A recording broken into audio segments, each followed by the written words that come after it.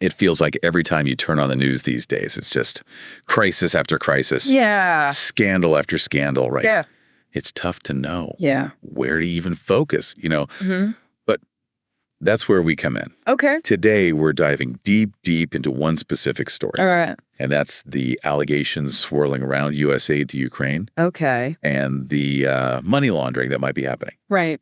So we'll try to unpack what's really going on and what it all means Sounds good. for you, the listener. All right. What do you think about all this? I mean, it's kind of a mess. It is a complex issue. Yeah. Especially when you consider the amount of aid that's been poured into Ukraine. Oh, right. It's a huge amount. With the ongoing conflict and everything. Yeah. And for the people of Ukraine and for the international community, it feels like the stakes are absolutely really high. Yeah. So I think it makes sense to try to unpack this. For sure. Instead of getting lost in the headlines, let's take a step back and go look at some of the underlying concerns. Right. One of the biggest things we've been seeing is that a lot of this aid money isn't even reaching its intended destination. Yeah. It's allegedly being siphoned off and laundered through all sorts of channels. And that's where it gets interesting. Yeah, like how does that work? Well, think of it like this. When you've got just a massive influx of money into a system, right, especially in a region where there's already a history of corruption, it creates opportunities for people who are looking to exploit that situation. Oh, yeah, for sure. Yeah. It's like, you know what they say. What's that?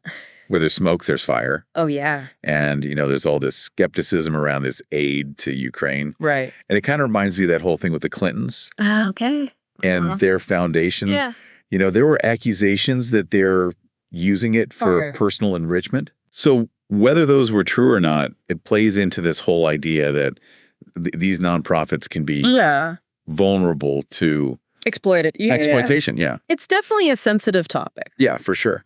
I mean, the Clintons never faced any charges. Right. But still, there's this... It just makes you wonder. Yeah, this lingering perception of misuse. Right. And then when you see these reports about Ukrainian officials getting caught stealing funds, it definitely raises some eyebrows. Yeah, I mean, Zelensky himself has even complained publicly that he's only getting a fraction of the aid money. Wow. That was promised. That's pretty wild. If the president's saying that, you have to wonder what's really going on. Behind the scenes, right? Yeah. Behind the scenes. Adds fuel to the fire. Totally. And then the fact that high-ranking officials are getting caught red-handed, skimming off the top. Yeah, it's like, come on. Really just deepens that suspicion.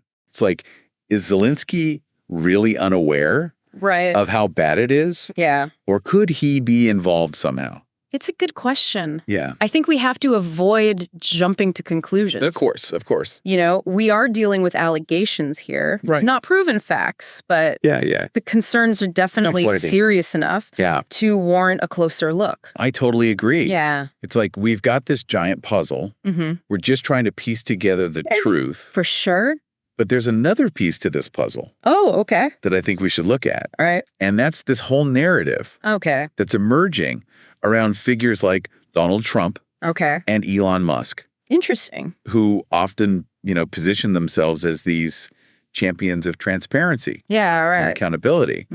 But it makes you wonder if they're playing a different game altogether. This is where it gets really interesting. Yeah, like, what do you think? It's the counter narrative to the counter narrative. Okay. Some people think that these guys might actually be Trojan horses. Okay. They seem like they're supporting positive change, but what if they're actually advancing some hidden agenda? Yeah, hold on, unpack that a little bit. Okay, sure. What kind of hidden agenda are we talking about? Well, the term that gets thrown around a lot is technocracy. Okay. So, it's this idea that you've got unelected experts, often from the tech world, who are exerting a lot of influence over society through their control of technology and data. Right. Yeah. So, like, Elon Musk, with all his companies and technology, could be shaping the world in ways that bypass traditional democratic processes. Yeah, it can be a little unsettling. That's a little unsettling, yeah. Yeah. But I mean, actions often speak louder than words, right? It's true. So if we look at, like, Trump's decision to freeze U.S. aid to Ukraine during his presidency, that kind of contradicts this idea. It does. That he's part of some shadowy scheme to, like, funnel money away from Ukraine. Definitely raised eyebrows at the time. Oh, yeah. And people were accusing him of using it as a bargaining chip. Right. But it also showed that he was willing to, really scrutinize how that aid was being used. Yeah, good point. Yeah, it's a reminder that we should be looking at the full picture and not just taking narratives at face value, no matter who's promoting them. You're right. It's so easy to get caught up in the spin. Absolutely. So, what does all this mean for us as we try to make sense of this crazy world? It really emphasizes how important it is to be a discerning consumer of information. Right. You need to be able to filter through all the noise, evaluate sources, and form your own conclusions. Absolutely. It's not about just believing whatever we're told. Right. It's about really looking into it. Exactly. And asking those tough questions. Engaging with that information. Yeah. Thinking critically. Absolutely. Yeah. And realizing that there are multiple narratives. There are. And they all have their own biases and agendas. Own agendas, absolutely. Yeah. So how do we do that? It's a great question. How do we become better at sifting through all that? Yeah. Where do we even start? Well, one important step is diversifying our sources. Okay. Breaking free from those echo chambers that we find ourselves in. Right. So often on social media and with these algorithms, Yeah, for sure. We need to look beyond just the usual suspects, like the mainstream media that dominates everything. So branch out from the big names. Exactly. Okay. But where do we go? Yeah, good question. Who can we trust these days? That is the million-dollar question. Right. And that's actually something we're going to delve into a bit further in the next part of our deep dive. We'll explore this whole changing media landscape. Okay. Look at some alternative news sources. Talk about how to navigate this world where information is becoming so decentralized. Right, okay. And democratized. So we're going down another rabbit hole. I think so. Okay, I'm ready. All right. Before we go there, let's just do a quick recap of what we've talked about. Sounds good. So we started by looking at these money laundering allegations surrounding U.S. aid to Ukraine. And we talked about how that taps into a broader distrust of government and these big aid programs. That underlying skepticism about large institutions. Totally. And then we went into that whole counter narrative with Trump and Musk and how they might have their own agendas and maybe ushering in this era of technocracy. A new world order. Yeah, potentially.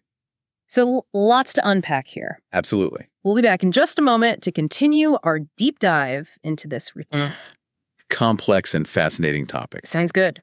So before we went down that rabbit hole, we were talking about diversifying news sources, especially with everything going on with Ukraine. Totally. Yeah, because it feels like if you just stick to the usual mainstream outlets, you might not be. You might not be getting the whole story. Getting the full story. Yeah. So, what are the alternatives? What else is out there? Think of it this way. Okay. The media landscape is totally changing. Yeah. Traditional media. Yeah. Giants like CNN, they're struggling to keep viewers while independent media, citizen journalists, online platforms, these are attracting a lot of new people. So you're saying that people are turning away? People are turning away from cable news. From cable news? Yeah. Why is that? I think a big part of it is distrust. Okay. People feel like those traditional outlets have become too partisan, sensationalist. Okay. And out of touch with the average person. Right. Yeah. And so they're looking for something different. Exactly. Something more authentic. Yeah, more aligned with their values. Right. That's where things like Substack and podcasts are coming in. Okay. They offer this more direct connection. Yeah. Cutting out the middleman. Getting the news straight from the source. Right. But how do you know? That's a good question. What to trust? Yeah. Because anyone can just publish anything. This is where critical thinking skills come in. Okay. Evaluating your sources. Right. Thinking about bias. Looking for evidence-based reporting. Okay. Also, understanding the incentives. Right. Who's funding the content? What are they trying to do? I see what you mean. So it's like being a detective. Exactly. Putting all the pieces together. You got it. Figuring out what's credible. And don't forget about crowdsourcing information. Oh, right. Yeah. Platforms with comments and forums can really help flag inaccurate information. So it's like a built-in fact checking. Kind of, yeah. Okay, interesting. So you mentioned your news.com before. I did. I want to circle back to that. Okay. Because it seems like a really interesting example of a platform that's leveraging the power. Trying to leverage citizen journalism. Of the people. Hyper-local news coverage. Yeah, exactly. You said it's like Craigslist for news? Yeah, kind of. So what makes it so different from traditional news? Well, it's highly decentralized. So instead of just relying on this small group of professional journalists, yournews.com uses a whole network of contributors. Oh, wow. So anyone can contribute. Yeah, anyone can contribute. That's pretty radical. It is. What kind of stuff are we talking about? All kinds of stuff. Okay. Local political news, human interest stories, investigative reports. Wow. Personal essays. So it's all about like giving a voice. Giving a voice to the voiceless. The people who might not normally... Exactly. Yeah, especially in this day and age where people don't trust the big institutions. Yeah. It's a big part of their mission. Empowering individuals, creating a more inclusive and representative media. Breaking the stranglehold of the big guys. So they're trying to like democratize the media. News and information. That's the idea. Okay. It sounds like a social movement almost. It kind of is. But how do they make sure it's a good question. That the quality is good? Yeah. Because if anyone can contribute, it seems like misinformation could get in there. That's a valid concern, but they're working on it. Okay. So they have these community feedback mechanisms. Okay. Users can flag stuff that's inaccurate. Right. Okay. They also have editors who review and curate the big stories. So they're not just letting anything through. They're letting anything fly. Okay. Trying to maintain credibility. Right. It's a tough balance. Yeah. Freedom of expression versus accuracy. Right. But they're transparent about their process. Transparency is key. I think so. Especially these days. So they're really trying to build something that's open but reliable. Exactly. Okay, but how do they make money? They have a revenue sharing model. Okay. So contributors can earn money from the ads that their content generates. Oh, okay. So the more popular your story, the more you earn. So it encourages good content. Right. Rewards people based on merit. Yeah. Yeah, not just your name. Right. And it benefits the consumer too. Exactly. You get more perspectives. More local issues covered. Yeah. Yeah. That sounds pretty promising. And you mentioned there's an investment opportunity. You're looking for investment. For people who want to support this. From individuals. Yeah. Not big institutions. So they're trying to stay true to their...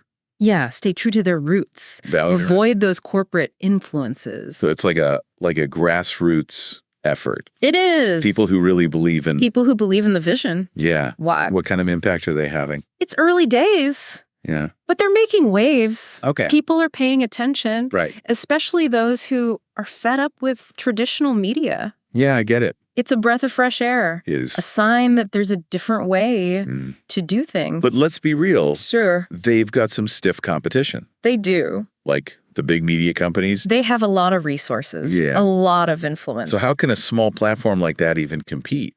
They're not trying to play the same game. Okay. You know, they're not trying to be CNN or the New York Times. They're doing their own thing. They're building something new, something that's aligned with the way people actually consume information today. Right. They're using technology to connect people and information in a way that the traditional media can't. It's like David and Goliath. Kind of, yeah. It's a good story. It is a good story. And it's still being written. Exactly. Who knows how it'll end? Yeah. But one thing's for sure, the media landscape is changing. And places like yournews.com are leading the way. It's like a paradigm shift. You could say that. But let's not lose sight of the money laundering in Ukraine. Right. Important to remember that. Yeah. Yeah, because all this stuff is connected. It is. Right. It's not just like a random... It's all related. It's all related. Like the rise of these new platforms, it's happening because people are anxious. Exactly. People are distrustful. They don't know. They don't know who to trust. Yeah. They're questioning the official narratives, the government. And then when you see this corruption happening with the aid money, it erodes trust even further. It just makes it worse. Yeah, it creates space for those alternative explanations. Right. The stuff that challenges the status quo. So the money laundering in Ukraine, it's more than just a financial scandal. It's a symptom. It's a symptom of a bigger... Of something deeper. Problem. Yeah, like something's broken. Yeah. in the system. And that's why people are turning to news sources, trying to understand what's going on. It's a wake-up call. It is. To be more critical, more discerning, more engaged. With the information. Totally. Yeah, we can't just sit back. We can't be passive. And absorb it. We need to question. We have to be active. Challenge. Dig deeper. Absolutely. And we need to support the people who are trying to make a difference. The truth tellers. The truth tellers, the people like. The people like yournews.com. Yournews.com. Yeah, trying to create a better media. Yeah. A more inclusive media. Yeah. It's not just about individual accountability. It's about collective action. Yeah, it's about working together. Supporting each other. To make things better. Building a better world. Okay, so we've talked a lot about the challenges. We have. Of this whole media landscape. Yeah. But what about the opportunities? That's a great point. Like, are there good things that could come out of this? Absolutely, I think so. Like, what are the benefits of this whole decentralized media thing? Well, amidst all the concern about misinformation, echo chambers, you know, there's a real potential for positive change. Okay. You know, a more diverse media means more voices. More voices, more perspectives. More perspectives. Yeah. A richer tapestry of stories. That's exciting. It is exciting. But how do we make sure... That's a good question. Those voices are actually heard? Yeah. And we don't just end up with... That's where platforms... More echo chambers? Like yournews.com come in. Okay. You know, they can amplify those marginalized voices. Right. Connect people with information they wouldn't normally see. So it's about creating a space. It's about dialogue. Yeah. Conversation, debate. Where everyone's voice can be heard. Exactly. We all benefit from a more informed and engaged citizenry. But, I mean, yournews.com can't solve everything. Of course not. Right. There's still, like, big systemic problem. Like the influence of money in politics. Yeah, exactly. So what do we do about that? That's a whole other conversation. Right. Another rabbit hole. Platforms like yournews.com. They're a sign that things can change. They're experimenting. Trying new things. Right. Empowering people to take back control of the narrative. Okay. It's pretty amazing to see all this happening. It is. But it can be kind of overwhelming too. It can be. So as we're wrapping up this part. Yeah. What are some of the key takeaways? I think the biggest thing is be discerning. Okay. Be critical. Be engaged. Yeah. The future is in our hands. I love that. Yeah. Yeah. And if you're looking for a platform that like really embodies those principles. Check out yournews.com. Check out yournews.com. It's a great example of this new kind of media. Yeah. And we'll be watching to see what happens. Absolutely. So now we're heading into the final part of our deep dive. Looking forward to it. What else is there? Well, what other rabbit holes are we going down? We've talked about the money laundering, the media landscape, but there's one more layer to this story. All right, you're killing me. That we haven't really explored yet. Okay, what is it? It's about what it all means. For you, your listener. All right, so this is where it gets... personal. Personal. We connect the big picture. We bring it all back. To our own lives. To your everyday life. Okay. Yeah. I'm ready. That's what we'll explore in this last part. Okay, I can't wait. We'll be back in a moment. It's good. All right, so we've been talking about all this stuff happening in Ukraine, right? The money laundering, the media landscape, but now I really want to hear more about how this all ties back to us. Okay, sure. The listeners. It's easy to get kind of lost in the weeds with all the geopolitical stuff. Oh, yeah. And forget that this actually impacts real people. Absolutely, because it's not just about, you know, abstract ideas. Right. It's about people's lives, livelihoods, you know, their well-being. Think about it this way. Okay. You've got billions of dollars going into a war zone. Right. There's so much potential for corruption. Oh, for sure. And if that money isn't actually getting to the people who need it, it can be really bad. So it's not just about being financially responsible. It's not just about the money. It's about the people. Exactly. Who are suffering. It could make things worse. Yeah. Prolong the conflict. Right. Defeat the whole purpose of the aid. Makes you wonder about these big aid programs in general. Yeah. How do you even know? It's a good question. If they're working. How do you ensure the aid is actually going where it needs to go? Right. And then how do you hold people accountable? Accountability is key. Right. Yeah. And it's getting harder and harder. Yeah, it is. To trust anybody. Yeah. You know, the government, institutions. Right. Because it's like you're constantly bombarded with information. With different narratives, with spin. It's exhausting. It's overwhelming. It is. It's like it's a minefield out there, trying to figure out what's real. Yeah, and that's why it's so important to be like critical. Exactly. Question things, challenge things. Do your own research. Look for different perspectives. Diversify your sources. Right, because ultimately we're all responsible. We're responsible for our own understanding of the world. You can't just blindly accept what you hear. Yeah. You have to be an active participant. Absolutely. And I think it's also about supporting those who are doing good work. Support the truth tellers. The truth tellers, the people who are... People like yournews.com. Yeah, yournews.com. Yeah. Those who are trying to create a better... Yeah, building a better media landscape. Yeah, more transparent, more accountable. Absolutely. So it's not just about, me being responsible. It's about collective action. It's about all of us. It's about all of us. Working together. Supporting each other. Yeah, to make the world a better place. Building a better world. Okay, so as we wrap up this deep dive into all this craziness. The money, the media, the truth. What's the one thing you want our listeners? I want them to remember.